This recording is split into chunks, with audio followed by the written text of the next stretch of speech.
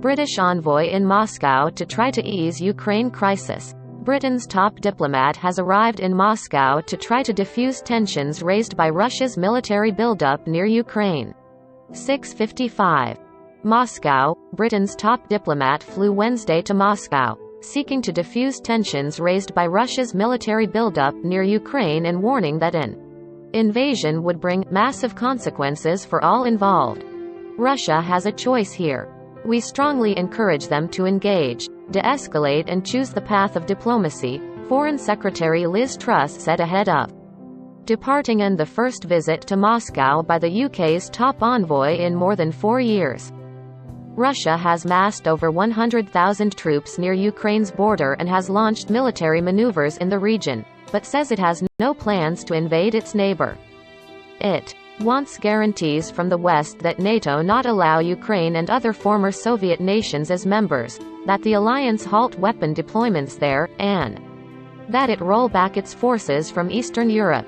The US and NATO flatly reject these demands. Western nations say they will impose their toughest ever sanctions on Russian businesses and individuals if Moscow invades Ukraine. Russia should be in no doubt about the strength of our response, said Truss, who will meet Foreign Minister Sergei Lavrov during the 2-day visit. Truss urged Moscow to abide by its international agreements that commit it to respecting Ukraine's independence and sovereignty.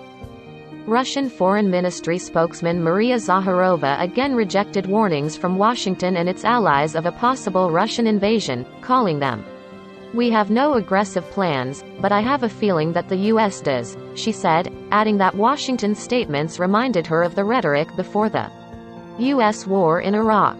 Several dozen Ukrainians rallied outside the US embassy in Kiev, urging Washington to use its international clout to prevent a Russian offensive. Western leaders in recent weeks have engaged in multiple rounds of high-stakes diplomacy in hopes of de-escalating the crisis. French President Emmanuel Macron held over 5 hours of talks Monday with President Vladimir Putin in Moscow before meeting with Ukrainian President Volodymyr Zelensky in Kiev the next day. Macron said that Putin told him he would not initiate an escalation, but also acknowledged that it will take time to find a diplomatic solution to the biggest security crisis between Russia and the West since the Cold War. He later flew to Berlin to meet with German Chancellor Olaf Scholz and Polish President Andrzej Duda, and they urged de-escalation by Russia and that it engage in a meaningful dialogue on European security. On Wednesday, Spanish Foreign Minister José Manuel Albaraz visited Kiev to meet with his Ukrainian counterpart, Dmytro Kuleba. Afterward, Albaraz reiterated that dialogue and de-escalation should be the priorities. Kuleba urged more sanctions against Russia and said, there is a chance to resolve the crisis through diplomatic means. Scholz is expected in Kiev and Moscow on Feb 14 to 15. He met Monday with U.S. President Joe Biden, who vowed that the Nord Stream 2 Russia to Germany gas pipeline will be blocked in the event of an invasion. Such a move against the pipeline, which has been completed but is not yet operating, would hurt Russia economically but also cause energy supply problems for Germany. Russia's Deputy Foreign Minister Sergei Ryabkov criticized the US and its allies for turning the Nord Stream 2 into an instrument of pressure on Moscow and called recent statements about it a political circus. Japan has decided to divert some of its gas reserves to Europe amid growing concern over possible disruptions of supplies due to the crisis, said Japanese Economy, Trade and Industry Minister Koichi Hagiuda. The decision was made at the request of the United States and European Union. U.S. and European officials have been coordinating with global natural gas suppliers to cushion the impact in case Russia cuts off natural gas supplies. NATO also has stepped up the deployment of troops to bolster the alliance's eastern flank. The U.S. has begun to move the 2nd Cavalry Regiment from Vilsek, Germany, to Romania, which borders Ukraine. U.S. officials have said they would send about 1,000 NATO troops. The first troops arrived in Romania in the past 24 hours, said the regiment's commander, Colonel Joe Ewers. We are always prepared to meet any mission as is required, he said in Vilsek.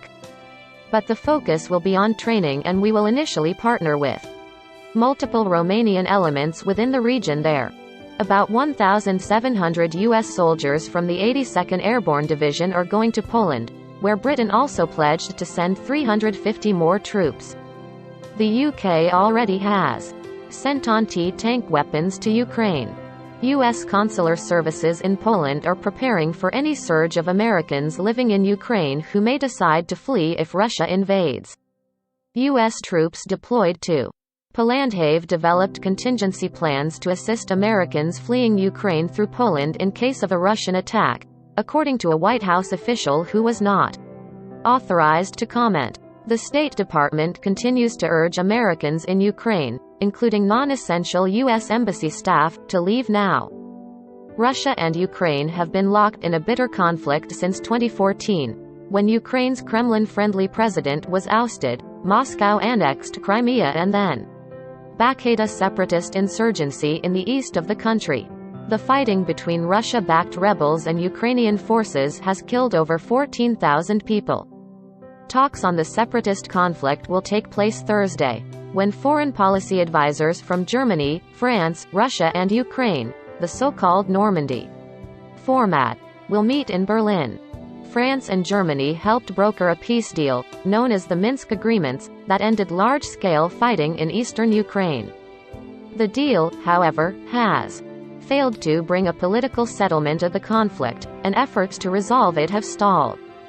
The Kremlin has accused Kiev of sabotaging the deal, and Ukrainian officials in recent weeks said that implementing it would hurt Ukraine. Some European leaders see talks on the accords as a possible way to ease tensions in the larger crisis. Scholz's spokesman Wolfgang Buchner said Wednesday that the parties to the talks reaffirmed their commitment to narrowing current disagreements with a view to moving forward, and that is what tomorrow's meeting should be about.